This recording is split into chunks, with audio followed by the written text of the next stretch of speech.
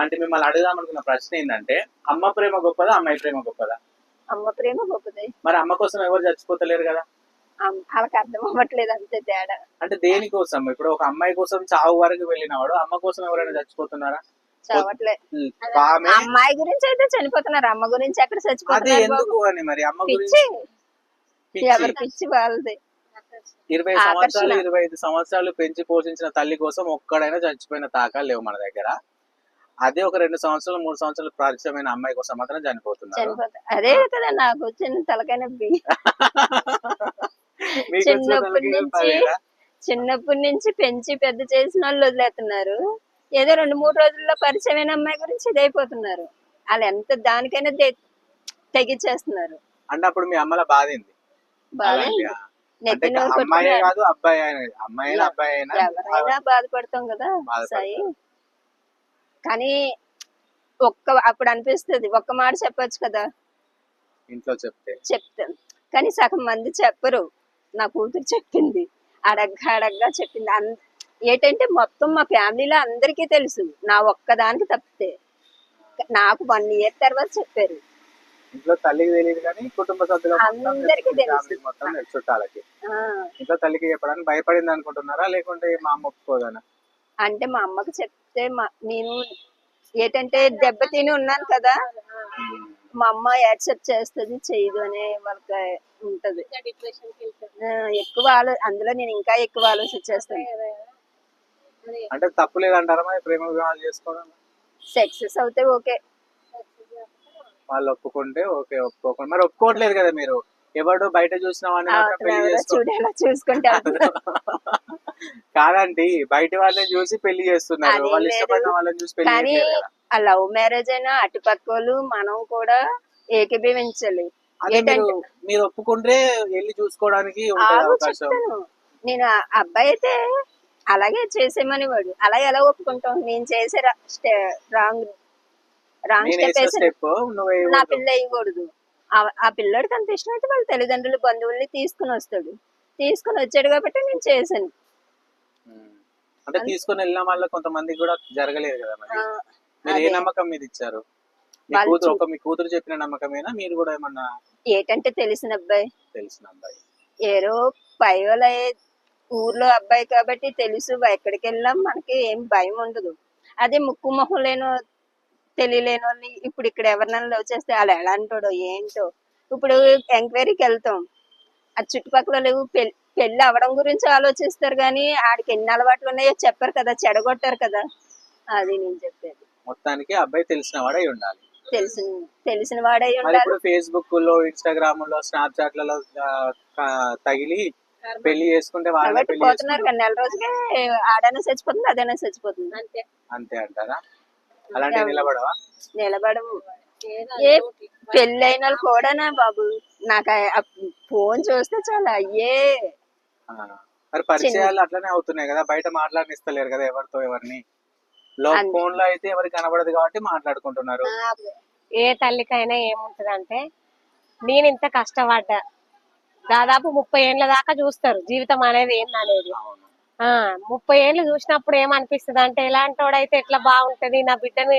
ఇప్పుడు 30 ఏళ్ళు 20 ఏళ్ళు పెంచడం కదా, 20 ఏళ్ళు పెంచడం బిడ్డని, ఎట్లాంటి వాడైతే బాగుంటది అని తల్లి మనసుకి ఎక్కువ ఉంటది. నాకంటే నా బిడ్డ చాలా బాగుండాలని ప్రతి ఒక్క తల్లి కోరుకుంటది.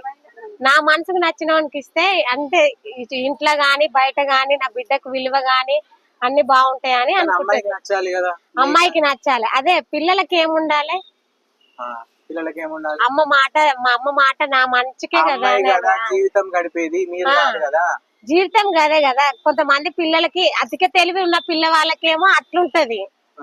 అమ్మ మాట విన్న పిల్లలకి ప్రతి ఒక్క పిల్ల జీవితం బాగానే ఉంటది. ఇష్టపడకూడదు అంటే అంత టాలెంట్ ఉంటేనే ఇష్టపడాలి, అంత మెచ్యూర్ ఉంటేనే ఇష్టపడాలి. అట్లా అంత మెచ్యూర్ ఉంటేనే అమ్మాయి ఇష్టపడాలి. ఒప్పుకుంటాం తప్పకుండా, ఎవరైనా ఏ తల్లి అయినా ఒప్పుకుంటది. అట్లా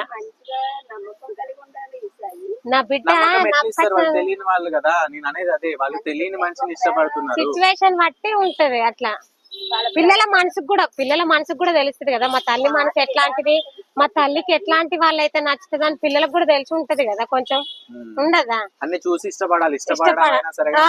ఇష్టపడాలా, తొందర పడద్దు, తొందరపడదు. తొందర పడద్దు.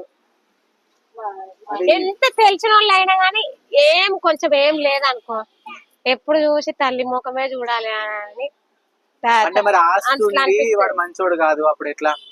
అది వద్దు, మనకు పనికిరాంది ఏంది? మరి మంచోడు కానీ మన మనకి ఆస్తి టైం ఉండదు. బాగుంటే అన్ని కలిసి వస్తాయి. టైం మనం చూసుకుంటా పొక్కల పడలేము కదా.